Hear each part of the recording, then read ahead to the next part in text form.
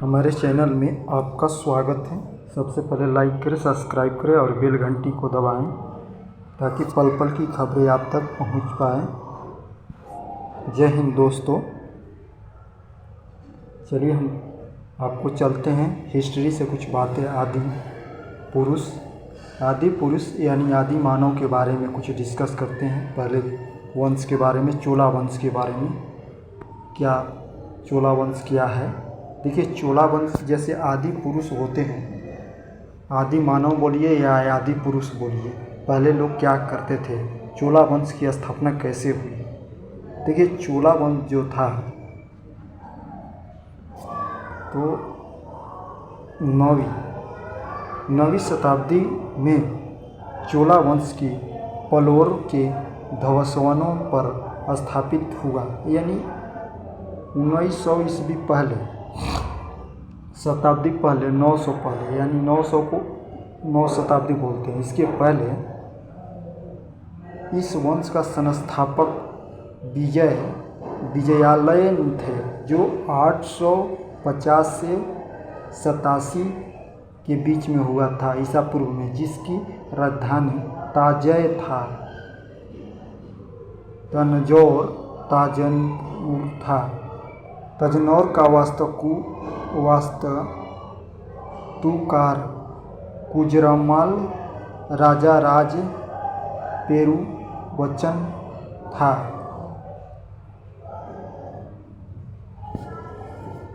विजय ने नरकेसरी के उपाधि धारण की और निशुभंती सुदिनी देवी का मंदिर बनवाया। किसका मंदिर बनवाया? निशुंभ सुनिधिनी की देवी की मंदिर बनवाया। चोलों का राजवंश स्वतंत्र राज्य का आदित्य प्रथम ने स्थापित किया। पल्लू पर विजय पाने के लिए उपरांत आदित्य प्रथम ने कोदड़ा राजा की उपाधि धारण की। चोला वंश को हम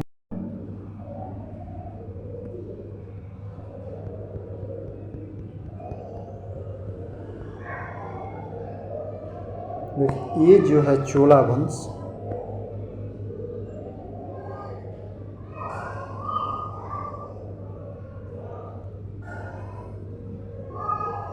ताकोतोर के युद्ध के में स्ट्रुट नरेश कृष्ण और 300वीं परंपराओं को पराजित किया।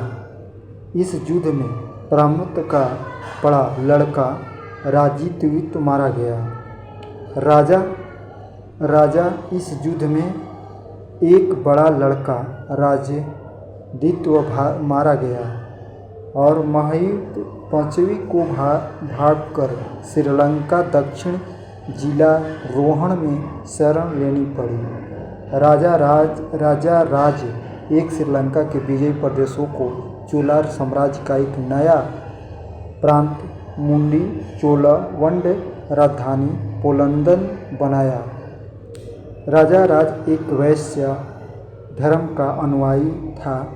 इसने तंजौर में राजा राजेश्वर का शिव मंदिर बनवाया। चोला वंश साम्राज्य का सर्वाधिक विस्तार राजेंद्र प्रथम के शासनकाल में हुआ। बंगाल के पाल शासक महिपाल को पराजित करने के बाद राजेंद्र पाल के कोड़चुड़ोलो की उपाधि धारण की और नवीन राजधानी गणगौड़ चोलुपुरक्कम के निकट चोलुगंगम नामक विशाल तालाब का एक निर्माण करवाया। चोला वंश काल में भूमि को हम लोग क्या कहते थे चोला वंश में? देखिए, चोला वंश में वेलनवा गवाई, उसको वेलनवाई को क्या कहते हैं? गैर ब्राह्मण किसान स्वामी भूमि। ब्राह्मण को उपहार में दी गई भूमि को वरुणदेव कहते थे। शाला भोग किसी विद्यालय में रखा रखाव की भूमि को वेददान या तिरुनटडोकनी मंदिर को उपहार में दी गई। पल्लवीन वंश जैन संस्थापकों को दान में दी गई, उसको कहते थे। नुट्रधानी की सुल्तान महमूद राजेंद्र प्रथम को, राजेंद्र जो प्रथम थे उनको दिया गया। देखिए चोला दक्षिणी चोला, देखिए जो चोला थे, चोला के बीच शांति स्थापित करने में चोला वंश राजेंद्र था। चोला वंश पश्चिमी चलों में भी शांति स्थापित करने गोवा के कंबा शासक जयकेश्वर प्रथम आदमी की भूमि निभाई थी। विक्रम चोला अभाव के अकाल से ग्रसित गरीब जनता से राजस्व वसूली कर चिदंबरम मंदिर का विस्तार किया। जो गोवा जाके वो क्या किया, गरीबों से पैसा वसूल करके उनने क्या किया, मंदिर बनवाए। कोलुतुल दूसरा ने क्या किया, चिदंबरम मंदिर के स्थापित गोविंदरा राज विष्णु की मूर्ति की समुद्र में फेंक दिया। क्या किया, समुद्र में मूर्ति को फेंक दिया। कालांतर वैष्णव आचार्य रामानुजाचार्य ने उक्त मूर्ति को पुनरुत्थित किया और उसे तिरुपति के मंदिर में प्रणामित प्रशिक्षण दिया। फिर मंदिर को उसने क्या किया, बनवाया। चोला वंश प्रशासन में भाग लेने वाले उच्च पदाधिकारी को पेरुनंद कहते थे। क्या कहते थे, पेरुनंद। एक निम्नलिखित पदाधिकारी को सेरुनंद कहा जाता था। लेखकों में कुछ उच्च अधिकारियों को उदंडता कुटुंब कहा जाता था, जिसका अर्थ होता है सदा राजा का पास रहने वाला अधिकारी। संपूर्ण चोला राजवंश 6 मंडलों प्रांत में विभाजित था। मंडलों 6 भागों में बटा हुआ था। कोटो का नाडु में नाडु के कुर्मियों में विभाजित था। नाडु का स्थानीय सभा को नाडुर एवं नगर स्थापित सभा को नगरता कहा जाता था। बेलला जाति के धनी किसान को केंद्रीय सरकार की देखरेख में नाडु कामकाज में अच्छा खासा नियंत्रण हासिल किया था। उनसे कई धनी भूमि स्वामी को चोला राजवंश के संपन्न के रूप में भेदवेल 3 राजाओं को अपनी सेवा प्रदान करने का वाला वेलन या किसान आयरन प्रधान जैसी उपाधि की उन्होंने केंद्र में महत्वपूर्ण राजकीय पद सौंपे। क्या किया, केंद्र में उसको सौंप दिया। चोला वंश देखिए अब क्या कहता है, जो सभा होती थी, कहाँ होती थी सभा, सभा या महासभा, यह मूलतः अग्रहों और ब्राह्मण बस्तियों की सभा थी, जिसके हम सदस्यों को पेरुमक्कल कहलाता था। यह सभा बरिया नामक के समिति के दौरान अपने कार्य को संचालित करती थी। सभी बैठकों गांव में मंदिर के निकट वृक्ष के नीचे तालाब के किनारे होती थी। व्यापारियों की सभा को नरगम कहते थे। जैसे कोई मीटिंग करना है, कोई भी सभा करना है तो क्या कर देते, एक वृक्ष होता था बरगद का चाहे पेड़ का, किसी भी पेड़ का, और वहाँ मंदिर होता था और गांव में तालाब होता था, वहीं पर लोग मीटिंग करते थे, पंचायती करते थे पहले के लोग। चोल काल में भूमि कर उपजाओं का 1/3 भाग हुआ करता था। उस समय 1/3 ही भाग जो था जमीन उपजाऊ था, बाकी तो बंजर था। गांव में कार्य समिति में सदस्य के लिए जो वेतनभोगी कर्मचारी रखे जाते थे उन्हें क्या कहा जाता था, मध्यस्थल कहते थे। उत्तेश्वर अभिलेख के अनुसार सभा के लक्ष्य किया गया। क्या किया गया?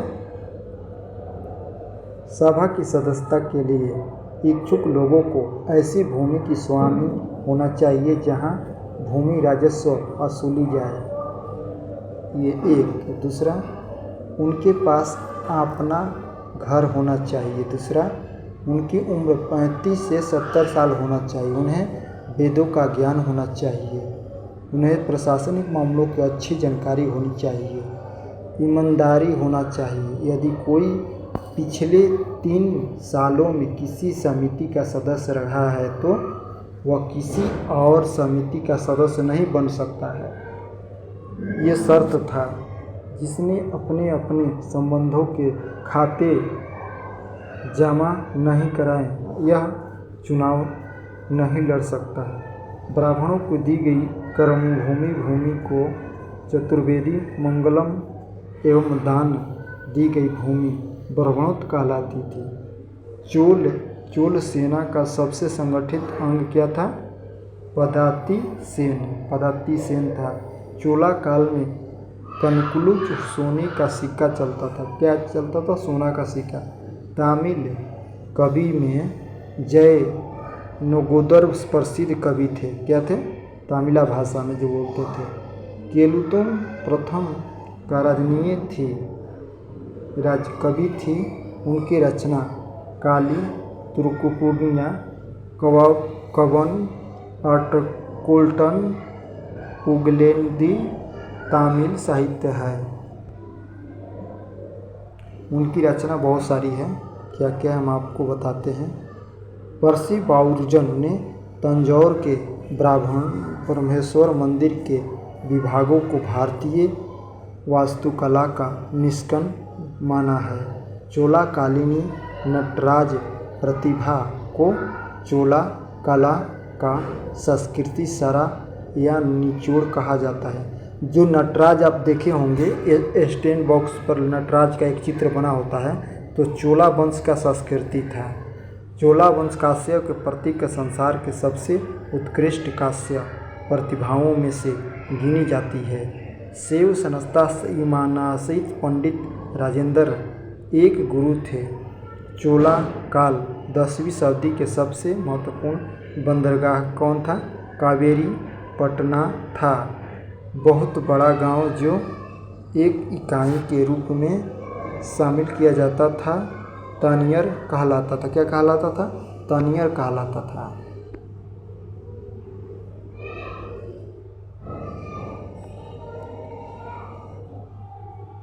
उमेरुत उल्लेखनीय के सभा के संस्थान विस्तृत वर्णन उपस्थित करता था। परंपरा प्रथम के शासन काल में प्रसिद्ध था। क्या था? प्रसिद्ध था। चोलों की राजधानी कलाम के अनुसार उरुधुयर, तंजौर, गंगोड़ा, चालू, कांची ये राजधानियाँ थीं। चोला काल में सड़कों की देखभाल बगान समिति करती थी। कौन करती? बगान समिति।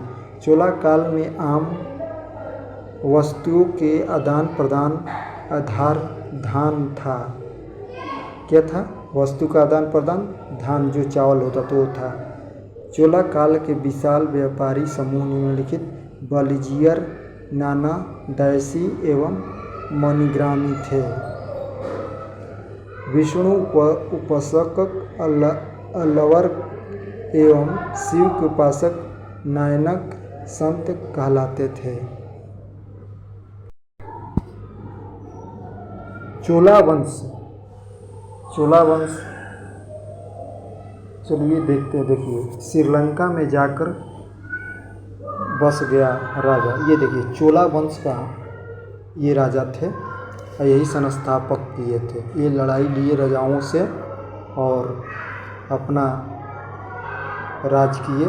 ये चोला वंश के संस्थापक थे। ये आदि मानव लोग ऐसे रहते थे। पहले क्या करते थे? पत्थरों के दीवारों पर शिला जो था इसी तरह के चित्र बनाया जाता था। राजाओं का चित्र इसी तरह का आपका चित्र मिलेगा। चोला वंश के समय में इसी तरह के राजा थे।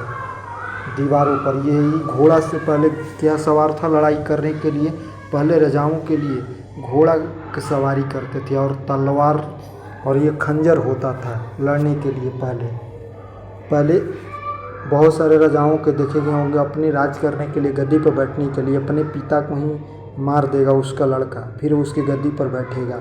और पहले की परंपरा भी थी ऐसी कि जो राजा कहीं लड़का गद्दी पर बैठेगा तो उसके लिए लड़ाई लेना पड़ता था, इसके बाद ये बैठते थे लोग। ये देखिए पहले के ज़माने का इस तरह का चोला वंश का इस तरह का बना हुआ घर है।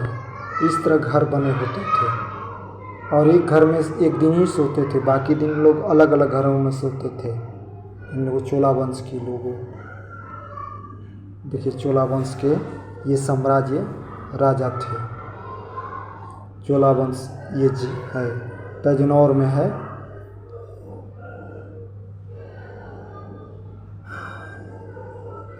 पहले क्या करते थे, चिड़िया जो था ना, चिड़िया जो होते थे, चिड़िया को भी बहुत शौक करते थे लोग, राजाओं अपने पास रखते थे।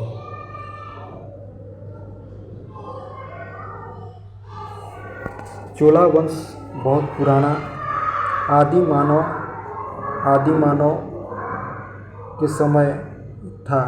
800 यानी 9वीं ईस्वी पहले 900 यानी 9 शताब्दी पहले चोला वंश की स्थापना हुआ और इसका उत्पत्ति यही राजा किए।